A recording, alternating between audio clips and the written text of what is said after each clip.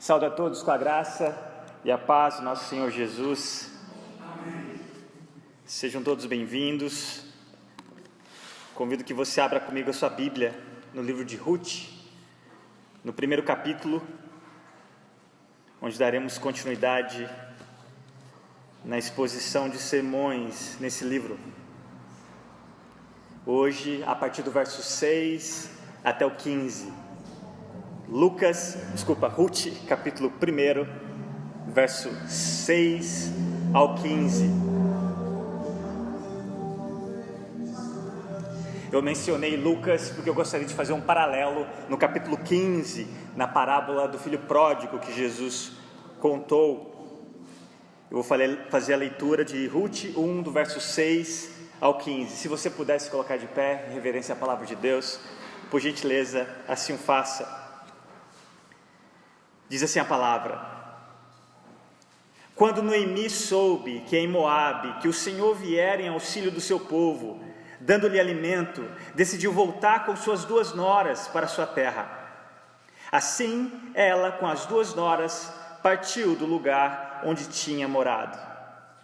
Enquanto voltavam para a terra de Judá, disse-lhes Noemi: Vão, retornem para a casa de suas mães. Que o Senhor seja leal com vocês, como vocês foram leais com os falecidos e comigo. O Senhor conceda que a cada uma de vocês encontre segurança no lar do outro marido. Então deu-lhes beijos de despedida, mas elas começaram a chorar alto e lhe disseram: Não, voltaremos com você para junto de seu povo. Disse, porém, Noemi: Voltem, minhas filhas, porque viriam comigo. Poderia eu ainda ter filhos que viessem a ser seus maridos? Voltem, minhas filhas, vão, estou velha demais para ter outro marido. E mesmo que eu pensasse que ainda há esperança para mim, ainda que eu me casasse esta noite, depois desse à luz filhos, iriam vocês esperar até que eles crescessem? Ficariam sem se casar à espera deles? De jeito nenhum, minhas filhas. Para mim é mais amargo do que para vocês, pois a mão do Senhor voltou-se contra mim. Elas então começaram a chorar alto de novo. Depois Orfa deu um beijo de despedida em sua sogra, mas Ruth ficou com ela. Então Noemi a aconselhou: Veja, sua concunhada está voltando para o seu povo e para o seu Deus. Volte com ela. No domingo passado nós vimos que Elimeleque e sua família fugiram de Judá para escapar da morte, da fome que assolava Belém, até então a terra do pão. Mas como consequência de uma escolha que parecia sensata, por sinal, a morte os alcançou mesmo assim. No final daquela década de desobediência, tudo que restou foram 3 viúvas solitárias e 3 túmulos judeus numa terra pagã. Quem agora cuidaria de Noemi, essa viúva estrangeira em terras estranhas? Ela era uma estranha em uma terra inimiga, uma mulher idosa, sem descendentes e sem ninguém para prover. Mas espere um instante, onde tudo parecia que estava contra Noemi, assim como Jacó, ao ouvir que o seu filho havia ficado no Egito, porque também a fome assolava aquela terra, Jacó disse: Está tudo contra mim. Mal sabia Jacó que na verdade estava tudo a favor dele. E aqui Noemi, pensando da mesma forma: está tudo contra mim, não há mais esperança. No versículo 6 nós lemos: Quando Noemi soube em Moabe que o Senhor viera em auxílio do seu povo, dando-lhe alimento, decidiu voltar com as suas 2 noras para sua terra. Nós não sabemos como Noemi soube dessa notícia, dessa boa notícia. Não sabemos se ela abriu no seu WhatsApp ou se ela leu em um jornal contemporâneo. Nós não sabemos. Sabemos que a notícia havia chegado até ela. Sabemos que Deus viera mais uma vez em auxílio do seu povo. Interessante que você não ouve aqui o texto dizendo que havia uma colheita propensa da época. Você não ouve aqui que as chuvas voltaram, você não ouve que a notícia que era a produção de trigo que estava em alta, mas o que é necessário sabermos com essa boa notícia é que Deus faz como, quando e onde Ele quiser o auxílio ao seu povo. Ele é soberano, como nós vimos na semana passada. Apesar das nossas escolhas, Ele continua soberano. Vimos no primeiro versículo desse primeiro capítulo que aquela fome era um ato de Deus em punir o seu povo pela desobediência à sua palavra. E agora nós vemos aqui esse mesmo Deus que punia o seu povo com a fome, esse mesmo Deus estendendo misericórdia. Abacuque no capítulo 3, versículo 2, orou a Deus, e aqui nós vemos esse mesmo Deus agindo. Olha o que Abacuque disse no capítulo 3, versículo 2: Senhor, ouvi falar da tua fama, temo diante dos teus atos, Senhor, realiza de novo em nossa época. As mesmas obras, faze-as conhecidas em nosso tempo, em tua ira, lembra-te da misericórdia. Mais uma vez, no término daquele ciclo da época dos juízes, Deus exerce a sua rica misericórdia, quando finalmente Ele mesmo concede àquele povo o arrependimento, Ele concede a misericórdia. E Noemi ouve a notícia e se sente constrangida a retornar para sua terra natal, para onde nunca deveria ter saído, em primeiro lugar. Semelhante, como eu mencionei no capítulo 15 de Lucas, semelhante ao filho pródigo na parábola que Jesus havia contado aos seus contemporâneos, que após ele ter perdido tudo, aquele jovem, ao deixar a casa do pai, ao deixar a casa do pão, após ter perdido tudo, experimentado das alfarrobas de um mundo enganoso, ao comer as lavagens dos porcos, ele reconhece que mesmo como um empregado ele poderia voltar, porque na casa do pai sempre há abundância de pão. Mas para ele cair em si, foi necessário ele colher as consequências das suas decisões também equivocadas e experimentar o pior que o mundo tinha para oferecer. E aqui nós vemos essa filha pródiga em Noemi, retornando para sua terra natal. Mas não perca de vista, de novo, a soberania de Deus por trás dos detalhes dessa história. Como nós vimos, esta é uma história onde o tema é a redenção de toda a humanidade. Não é só as particularidades da vida de uma viúva ou das duas noras, especialmente a pessoa pelo qual nós temos o título desse livro, de Ruth. Não se limite a esse escopo, é uma figura ainda muito maior. É Deus aqui desse tema de redenção, de salvação, não apenas do seu povo, mas de todos aqueles que um dia iriam ouvir uma notícia melhor do que a que Noemi ouviu aqui. Através dessa boa notícia, Deus estava orquestrando que as pessoas certas estariam no lugar certo para que os seus divinos propósitos culminassem na melhor notícia de todas, pois através do retorno dessa viúva, juntamente com uma outra nora que nós vamos ver na semana que vem, os planos de Deus para a vinda do Salvador Jesus Cristo estariam estabelecidos. Muitas pessoas acreditam que o Evangelho não se faz presente no Antigo Testamento. Estão terrivelmente equivocadas. Você vai ouvir o que os teólogos chamam de proto-evangelho, lá no capítulo 3 de Gênesis, no versículo 15, quando Deus faz uma promessa de que o descendente da mulher viria e esmagaria a cabeça da serpente. Ali já começa esse desenvolver do curso da história, Deus se revelando de maneira progressiva o seu plano, um plano que havia sido estabelecido antes de qualquer coisa ter sido criado, céus, terra, mar ou qualquer coisa. Deus havia estabelecido esse plano. Deus havia de revelar o Salvador, o Cristo Jesus, antes mesmo de Adão ter pecado. É esse Deus soberano. Meus amados, esse mesmo Senhor, interessante que no versículo 6, numa outra versão, na Almeida Corrigida e Fiel, diz o seguinte: o Senhor tinha visitado o seu povo, dando-lhe pão.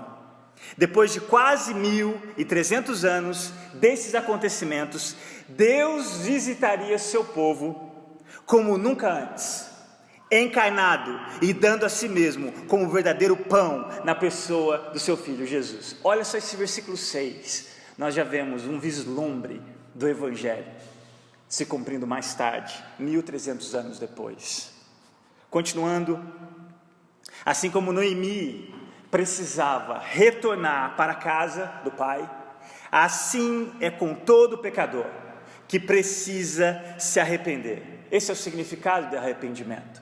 Retornar para Deus, quando nós em Adão desviamos desse caminho, mas Cristo é o caminho que nos leva de volta onde nós nunca deveríamos ter saído. Na quarta-feira retrasada, eu estava falando com os irmãos presentes que salvação não é um fim em si mesmo. Salvação é um meio pelo qual nós voltamos para Deus. Salvação não é uma forma que você usa Jesus como uma passagem para fugir do inferno.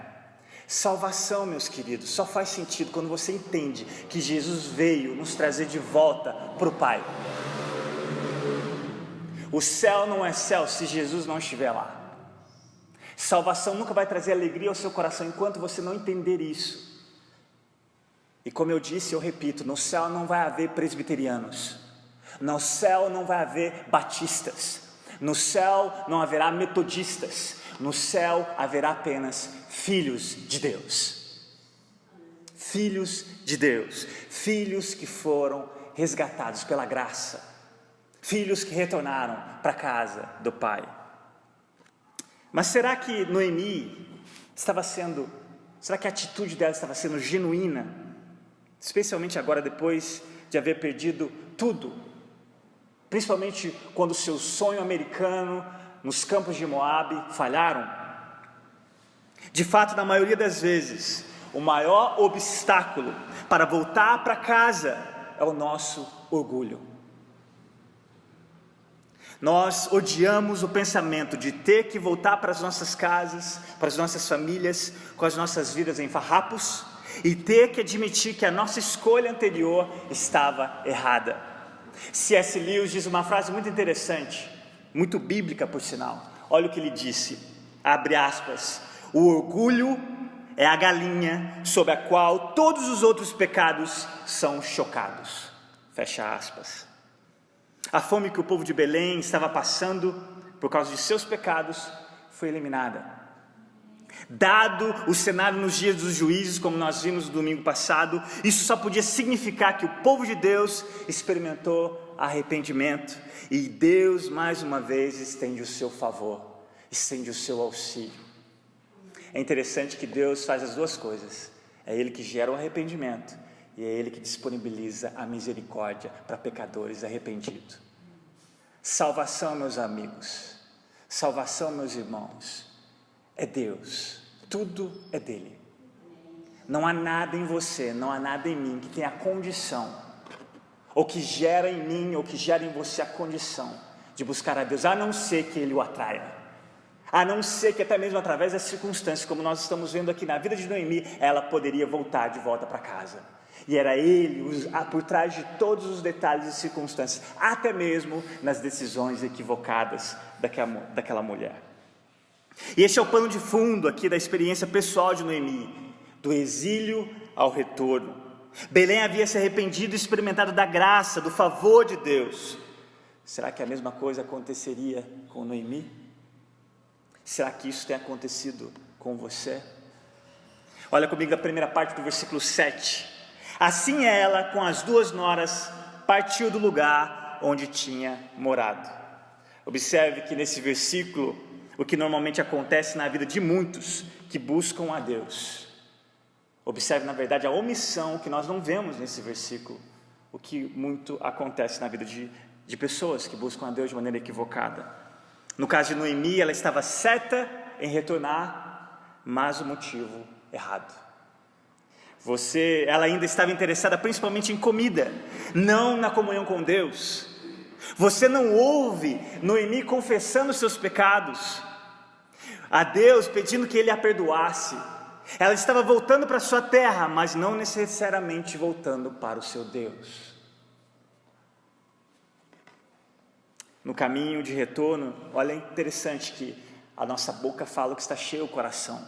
Observe o diálogo. A propósito, dos 80 e poucos versículos desses 4 capítulos, mais de 50 é dedicado à conversa, a diálogo. Observe a conversa de Noemi com as suas noras, que vai revelar exatamente o que eu estou tentando compartilhar com vocês a respeito do coração dela. Olha a segunda parte do verso 7, o 8 e o 9. Enquanto voltavam para a terra de Judá, Noemi disse às 2 noras: voltem para a casa de suas mães, que o Senhor seja leal com vocês, como vocês foram leais com os falecidos e comigo. O Senhor conceda que cada uma de vocês encontre segurança no lar do outro marido. Então deu-lhes beijos de despedida, mas elas começaram a chorar bem alto. Se coloquem no lugar de Orfa e Ruth. O que elas deveriam fazer, afinal de contas? Elas deveriam ficar ou deveriam atender o pedido de Noemi? Embora Belém tenha sido o lar de Noemi, nunca foi delas. Não é verdade? O povo de Noemi não era o povo delas.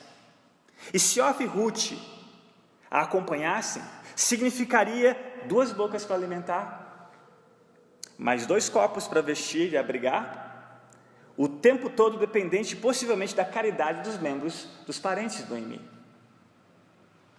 Por um lado, guarde bem isso, por um lado, parece que Noemi está se importando com as noras. A propósito, se você perceber, é que ela está orando, pedindo a Deus que as abençoe pela fidelidade delas em relação aos seus filhos. Por um lado, parece isso. Afinal, elas dificilmente seriam bem-vindas em Belém, não é verdade? E chega a abençoá-las e a orar por elas, por terem sido fiéis aos seus filhos, mas, por outro lado, não seria a oportunidade, talvez a única, que Noemi teria de levar Orfa e Ruth a conhecerem o verdadeiro Deus. E não sei se você percebeu, mas ela diz a Ruth, lá no versículo 15: veja, sua concunhada está voltando para o seu povo e para os seus deuses, volte com ela. Interessante, Noemi tem essa atitude. Especialmente a insistência dela, observe como ela fala: voltem, vão. E, especialmente depois do versículo 10, olha a reação delas. Lhe disseram: não, voltaremos com você para junto do seu povo. Mas mesmo que estivessem decididas a não abandonarem a viúva, Noemi começa a argumentar com elas. Ela começa a usar aqui uma linguagem, assim como Nicodemos usou com Jesus, ao dizer que era possível um homem velho voltar ao ventre da sua mãe e voltar a nascer. Aqui Noemi começa a usar essa forma de linguagem para mostrar para elas que não havia razão nenhuma para elas acompanharem de volta para Belém. Olha, do verso 11 ao 13, ela começa a argumentar dessa forma, e observe como ela usa: voltem, voltem, vão. Verso do 11 ao 13. Disse, porém, Noemi, talvez aqui o tom mais áspero, talvez aqui mais indignada delas não entenderem que não é necessário que elas voltem. Disse, porém, Noemi: voltem, minhas filhas, por que viriam comigo? Poderia eu ainda ter filhos que viessem a ser seus maridos? Voltem, minhas filhas, vão, estou velha demais para ter outro marido. E mesmo que eu pensasse que ainda há esperança para mim, olha esse detalhe, mesmo que eu pensasse que houvesse esperança para mim, no intuito de encontrar outro marido, ainda que eu me casasse essa noite e depois desse à luz filhos, iriam vocês esperar até que eles crescessem? Olha o absurdo do argumento dela. Continua: ficariam sem se casar à espera deles? De jeito nenhum, minhas filhas. Para mim é mais amargo do que para vocês, pois a mão do Senhor voltou-se contra mim. Talvez o real motivo de Noemi não querer mais a companhia de Orfa e Ruth seria porque no fim o seu povo iria olhar para aquelas 2 noras e sem dúvidas iriam saber que tanto Elimeleque quanto Noemi desobedeceram a Deus, dando aos seus filhos 2 moabitas como esposas. Mas o fato de não irem de volta para Belém, talvez ela poderia deixar isso encoberto, escondido.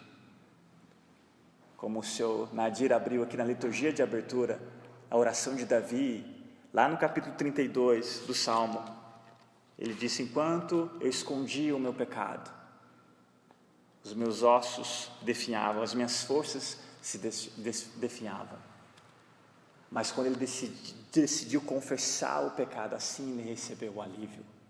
Provérbios capítulo 28, verso 13: quem esconde os seus pecados não prospera, mas quem os confessa, olha o detalhe, não apenas confessa, mas quem os confessa e os abandona, encontra misericórdia. Quando tentamos encobrir os nossos pecados, é a prova de que realmente não os enfrentamos com honestidade e os julgamos sob a luz da palavra de Deus. O verdadeiro arrependimento, meus irmãos, a verdadeira confissão honesta e quebrantamento interior é quando Noemi entendesse que o orgulho dela era o seu maior inimigo, o seu maior empecilho, e ao invés de ela confessar o seu pecado como consequência, ela se tornou amarga. E aqui ela diz isso: para mim a minha situação é muito mais amarga. E mais tarde nós vamos ouvi-la de novo dizendo: não me chamem de Noemi, me chamem de Mara, traduzindo amarga. E é interessante que no final do versículo 13, ela deixa a impressão de que a culpa era de Deus. A culpa era de Deus. Ela não reconhece a sua culpa diante de Deus. Lucas capítulo 15, no verso 21, o oposto do filho pródigo voltando para a casa do pai. Olha o que diz o texto: o filho lhe disse ao retornar para a casa do pai: pai, pequei contra o céu, pequei contra ti, não sou mais digno de ser chamado teu filho. Gosto muito de José quando é tentado pela esposa de Potifar, e ali José nos ensina qual é a razão pelo fato de você e eu odiarmos o pecado. Muitas vezes nós odiamos o pecado pelas consequências dele na nossa vida, mas José nos ensina que pecado, antes de qualquer coisa, é contra Deus, contra a santidade de Deus. E a motivação que você e eu devemos ter em odiar o pecado é amor a Deus, não pelas consequências do pecado em si mesmo. E aqui o filho pródigo nos dá esse exemplo: pequei contra ti, pequei contra ti, contra o céu. Esse sim é o verdadeiro arrependimento, que envolve confissão honesta e quebrantamento ao reconhecermos a nossa culpa diante de Deus, ao assumirmos a nossa responsabilidade das nossas escolhas equivocadas, quando nós não confiamos na palavra de Deus. Pois Ele resiste, meus amados, os orgulhosos, mas Ele concede a sua graça aos humildes. Ele não despreza, Deus não despreza um coração quebrantado e contrito. Esse é o verdadeiro sacrifício que você e eu podemos oferecer a Deus. Mais do que cantar com as nossas palavras, é estar com os nossos corações alinhados ao que cantamos nesse intuito. Esse sim é uma adoração que Deus jamais rejeita. Novamente na parábola do filho pródigo, o pai, simbolizando nada menos do que o próprio Deus, choca os ouvintes dos contemporâneos de Jesus. A propósito, para quem Jesus contou aquela parábola? Para os fariseus. Apesar de toda a hostilidade de Jesus contra aqueles homens religiosos, a parábola do filho pródigo, você vê a graça, a ternura de Jesus em favor dos seus piores inimigos. E é interessante que eles ficam chocados com a reação de Deus naquela parábola. Por quê? O texto nos diz, no versículo 20, que o pai, olha só, estando ainda longe o seu filho, seu pai o viu e, cheio de compaixão, correu para o seu filho e o abraçou e o beijou. Ver Deus correndo aqui, sem dúvidas, dentro do contexto desse povo, é chocante. O pai não espera o filho nem mesmo chegar no portão, ele corre ao seu encontro. Depois da confissão do filho, olha as palavras do pai para aquele filho, no verso 22 ou 24, capítulo 15 de Lucas, eu vou ler para vocês. Mas o pai disse aos seus servos: depressa, tragam a melhor roupa e vistam nele, coloquem um anel em seu dedo e calçados em seus pés, Traga um novilho gordo e matem-no. Vamos fazer uma festa e comemorar. Qual a razão da festa? Qual a razão que o céu faz festa? Pois este meu filho estava morto e voltou à vida. Estava perdido e foi achado. E começaram a festejar. Eu gostaria de concluir essa mensagem com dois apelos práticos de tudo que nós vimos em relação a Noemi. E se Deus nos permitir, veremos a reação de Ruth no próximo domingo. Mas particularmente em relação a Noemi. Eu tenho pesquisado e lido antes de vir para Anápolis, que a nossa cidade é uma das cidades com a maior expressão de evangélicos de todo o país. Uma das maiores cidades com expressão evangélica de todo o país. Mas eu temo que também a expressão de muitos desviados não deve ser pequena na nossa cidade. Eu não sei, mas eu temo. E eu queria deixar aqui dois apelos. Uma palavra para os desviados e uma palavra à igreja dos quais esses desviados um dia saíram. Primeiro, para aqueles que um dia fizeram parte da igreja de Cristo e hoje se encontram longe dos seus caminhos, longe dos caminhos do Senhor, vivendo uma vida que tem trazido tristeza, vergonha, mas o orgulho de voltar para a casa do Pai tem os impedido. E para piorar, talvez as pessoas que ainda permanecem nessas igrejas são insensíveis, estão prontas para atirarem a primeira pedra.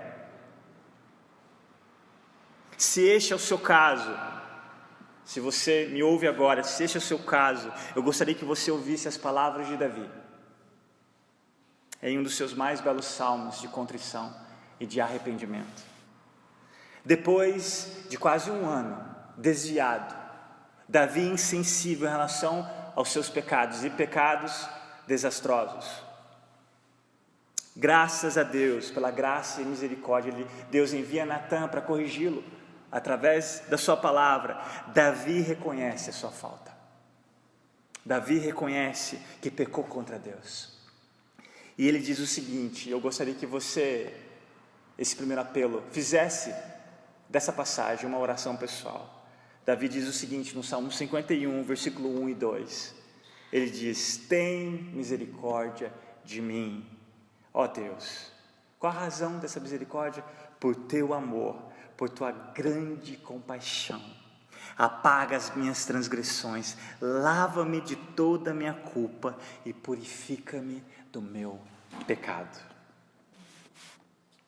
E uma palavra para a igreja, não apenas quanto à nossa, muitas vezes, insensibilidade em relação aos desviados, como eu mencionei, mas como Ruth em relação às noras, as oportunidades que temos perdido em relação às pessoas de fora dessas quatro paredes. Nós temos perdido a oportunidade de compartilhar do Evangelho com elas. E é interessante como nós vimos na parábola desse filho pródigo. Nós vemos um Deus que se alegra, que deseja a salvação do perdido. E Ele expressa de maneira extravagante ao correr em encontro desse filho pródigo. E eu pergunto, será que nós temos, como igreja de Jesus, será que nós temos os mesmos pés motivados pelo amor aos que estão de fora das nossas igrejas? Como você reagiria se entrasse um tatuado agora? Como você reagiria se entrasse uma prostituta agora nesse lugar? Como você reagiria se entrasse um homossexual? Que o Senhor nos perdoe, caso ainda há pessoas em nossa igreja, em meio a esse contexto evangélico brasileiro, que Deus nos perdoe, se ainda no nosso contexto evangélico, se existem mais pessoas parecidas com o filho mais velho daquela parábola. E aquele filho mais velho representava os religiosos, aqueles que não fazem festa quando um pecador se arrepende, aqueles que ainda não entenderam o amor do Pai. Por que o céu faz festa? Por que o céu faz festa quando um pecador se arrepende? Meus amados, simplesmente porque o nome de Jesus é exaltado, porque o sacrifício de Jesus é honrado, simplesmente por isso. E se você se alegra quando Jesus é honrado, os anjos fazem festa porque eles entendem uma forma que eu e você ainda não entendemos, o sacrifício de Jesus na cruz. Eles fazem festa porque mais um pecador fez desse sacrifício algo digno. E deixa eu te dizer, todos aqueles pelos quais Jesus morreu para salvar serão salvos, com ou sem a sua ajuda, com ou sem as minhas pregações. O privilégio é seu ou é meu de sermos instrumentos para que o céu faça festa. E eu repito, eu já disse isso uma vez e repito, se no seu coração ainda não arde o desejo de alcançar alguém, porque talvez você corre o sério risco de não ter sido alcançado. Que Deus nos ajude, que também possamos, assim como Davi, no Salmo 51, orar como ele. Porém, nos versos 12 e 13, essa é a minha oração. Devolve-me a alegria da tua salvação e sustenta-me com o espírito pronto a obedecer. Então ensinarei os teus caminhos aos transgressores, para que os pecadores se voltem para ti. Amém? Vamos orar? Pai, nós te agradecemos pela tua palavra. Ela é viva, ela é eficaz. Te agradecemos pelo teu Espírito Santo, que através dela nos santifica. Te agradecemos porque só Ele sonda os nossos corações, só Ele nos leva a reconhecer as nossas falhas, só Ele nos convence do pecado. Pai, eu te agradeço pelo exemplo de Noemi, te agradeço porque muitas vezes temos muita coisa em comum com ela. Talvez a nossa insensibilidade com o perdido, talvez o nosso orgulho em não voltarmos para a casa do Pai, talvez o nosso orgulho que nos impede de confessarmos os pecados ao Senhor e de fato abandoná-los. Pai, eu oro pelas nossas vidas, eu oro pelas vidas daqueles que ouvirão essa pregação. Dignifica o nome do teu Filho, honra o sacrifício do teu Filho, faça festa no céu, na vida de todos aqueles que se desviaram, que eles possam ser constrangidos em ouvir de uma notícia muito melhor do que Noemi ouviu. Ouvir do Evangelho de Jesus, onde Cristo veio salvar o perdido. O médico não precisa na verdade os sãos não precisam de médico, mas é os doentes. Pai, que teu Espírito Santo possa mostrar a todos aqueles o quão doentes eles estão, o quão eles carecem do médico dos médicos para suas almas, e que eles voltem para casa, não para um templo, não para uma denominação, mas para um relacionamento salvífico em Cristo Jesus, onde só o teu Espírito Santo pode gerar essa vida divina no coração de todo pecador arrependido. Pai, nós oramos também por nós como igreja, que essas portas não estejam literalmente abertas desse templo, mas que os nossos corações estejam abertos em favor daqueles que retornarão, em favor daqueles que nunca aqui estiveram. Pai, nos dê amor ao perdido, amor o suficiente para dizer a eles a verdade, e que essa verdade possa libertá-los de uma vida de escravidão do pecado, a se tornarem escravos de Cristo Jesus. Nos ajude, Senhor, a sermos uma igreja que de fato seja uma igreja que espelhe o coração do Senhor, um coração de um Pai, um coração de um Deus, onde mesmo na sua ira, lembra da misericórdia. Conceda-nos, Pai, essa graça, para a glória e louvor do teu Filho Jesus, que nós oramos e te agradecemos. Amém.